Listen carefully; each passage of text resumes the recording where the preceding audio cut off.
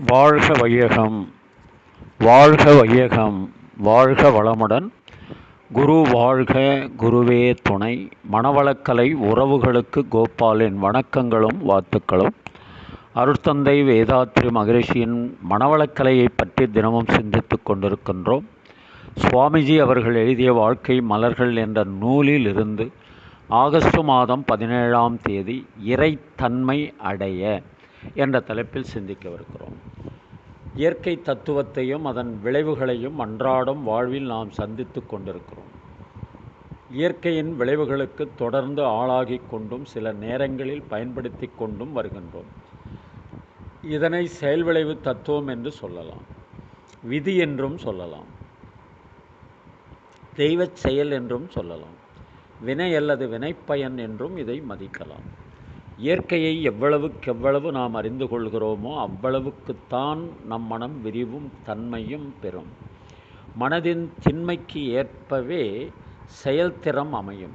செயல்திறமைக்கு ஏற்ப வாழ்க்கையானது வெற்றியும் மகிழ்ச்சியும் நிரம்பியதாக விளங்கும்.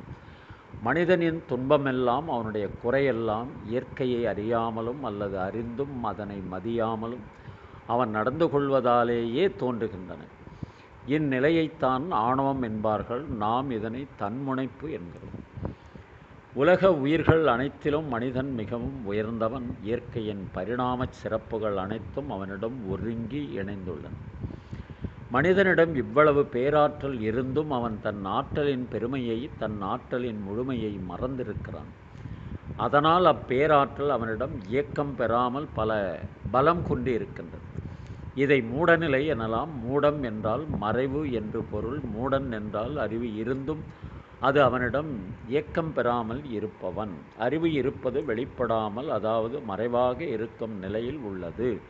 இயக்கம் பெறாமல் தடைபட்டிருக்கும் நிலையாகும். தன்முனைப்பின் காரணமாக மனிதனானவன் தன் பேரறிவை தன் உடல் அளவில் குறுக்கி கொண்டு பொருள் அனுபவத்திலும் புலன் அனுபவத்திலும் மட்டுமே கவனம் கொள்ளச் செய்கிறது.